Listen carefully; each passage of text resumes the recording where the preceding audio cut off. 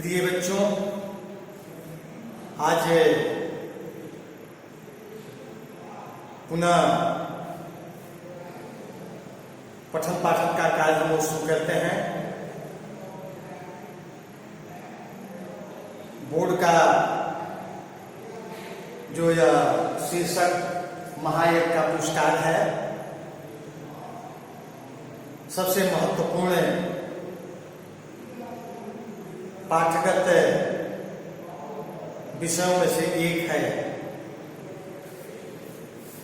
आज हम लोग लेखक का परिचय और शीर्षक की सार्थकता, पाठ का उद्देश्य, इन बातों को जानने का सफल प्रयास करेंगे। सबसे पहले हम लोग आज सुप्रभात के पश्चात पाठगत बातों को नियमित करने का प्रयास करेंगे। तो सबसे पहले लेखक यशपाल का जो साहित्यिक परिचय है, उसके संदर्भ की हम चर्चा करेंगे। सुप्रसिद्ध साहित्यकार यशपाल का जन्म 3 दिसंबर सन 1903 ईस्वी में फिरोजपुर छावनी में हुआ था। देश के स्वाधीनता संग्राम में इनकी बहुत महत्वपूर्ण भूमिका रही। विद्यार्थी काल में ही क्रांतिकारी दल से इनका संबंध रहा। इन्होंने विप्लव नामक एक पत्र भी निकाला था, जिसके माध्यम से देश की स्वतंत्रता संग्राम की जो संपूर्ण कार्यशैली थी, उस पर उन्होंने प्रकाश डाला। इन्होंने क्रांतिकारी भगत सिंह और चंद्रशेखर आजाद के संपर्क में भी आए और इसी का दुष्परिणाम रहा कि सशस्त्र क्रांति के राजद्रोह में इन्हें 6 वर्षों तक कारावास भी हुआ। लेकिन जेल में रह करके भी लेखन का कार्य इन्होंने बड़ी सुगमता के साथ, सहजता के साथ, निरंतरता के साथ, व्यापकता के साथ अपने साहित्य कार्य लेखन में लगे रहे। यशपाल की जो कहानियों का संग्रह है, उसमें पिंजरे की उड़ान नामक से प्रकाशित हुई, अभिशाप, ज्ञानदान, तर्क का तूफान आदि कहानी संग्रह भी है। इनके प्रसिद्ध उपन्यास झूठा सच, दिव्या, दादा कामरेड आदि हैं। इनकी साहित्यिक सेवाओं के लिए सरकार की तरफ से अनेक पुरस्कार प्राप्त हुए, जिसमें 1970 में पद्म भूषण की उपाधि से इन्हें अलंकृत किया गया। 1976 में मेरी तेरी उसकी बात उपन्यास के लिए साहित्य अकादमी पुरस्कार इन्हें प्रदान किया गया। ऐसे महान और श्रेष्ठ साहित्यकार का इस योगदान के लिए मानव जाति भी इनका ऋणी है। लेकिन इसके पश्चात भी जीवन का कुछ अपना एक अवधि ईश्वरीय शोक की तरफ से निश्चित होती है।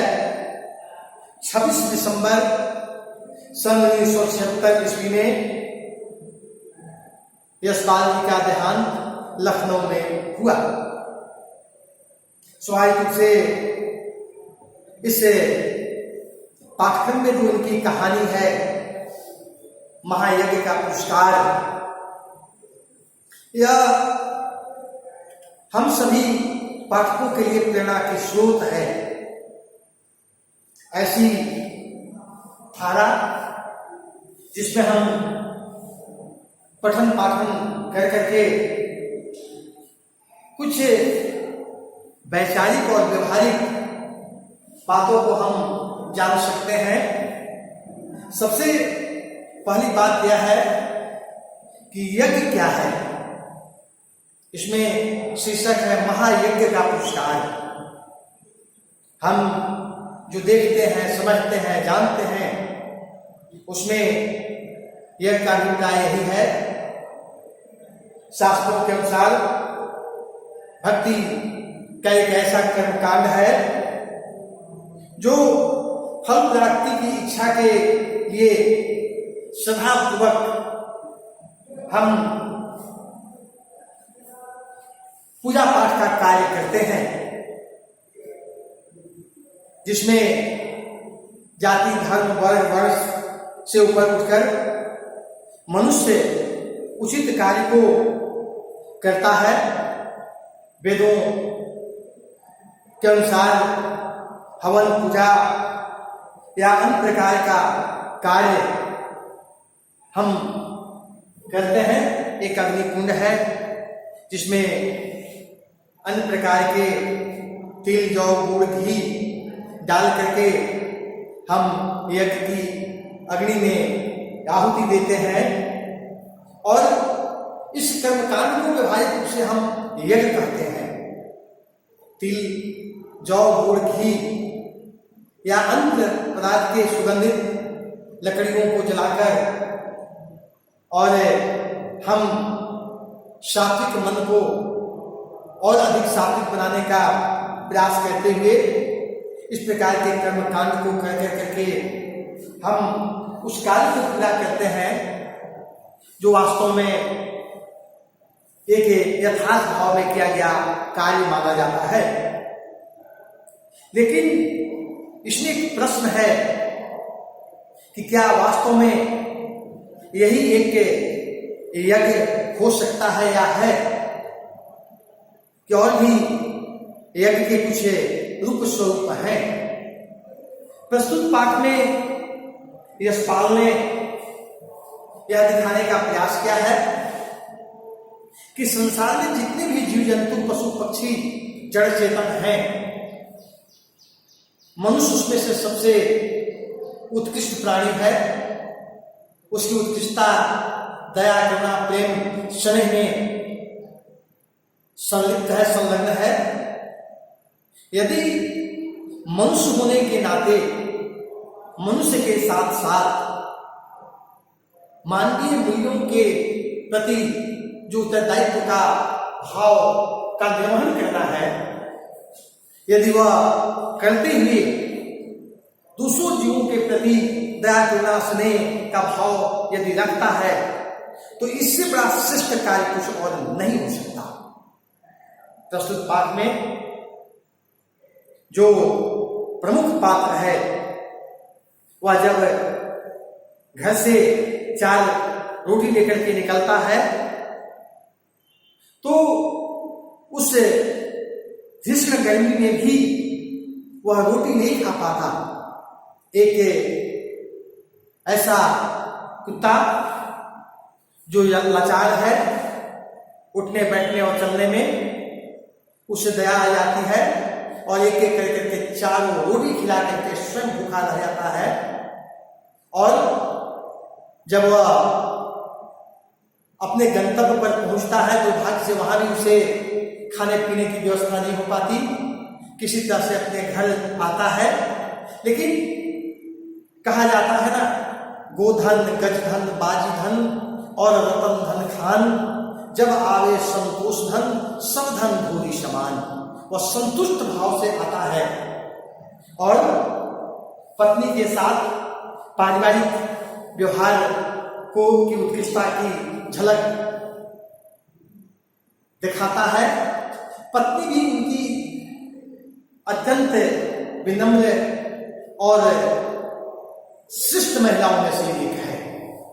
आज की जो परिस्थिति है उसमें यदि हम महिलाओं का मूल्यांकन करें तो यथार्थ भाव से अगर किसी कार्य में हम निष्फल हो जाते हैं, सफलता प्राप्त नहीं होती, तब घर परिवार के लोग खिन्न हो जाते हैं, उदास हो जाते हैं और उदासीनता का कारण आप और आपकी असफलता हो जाती है।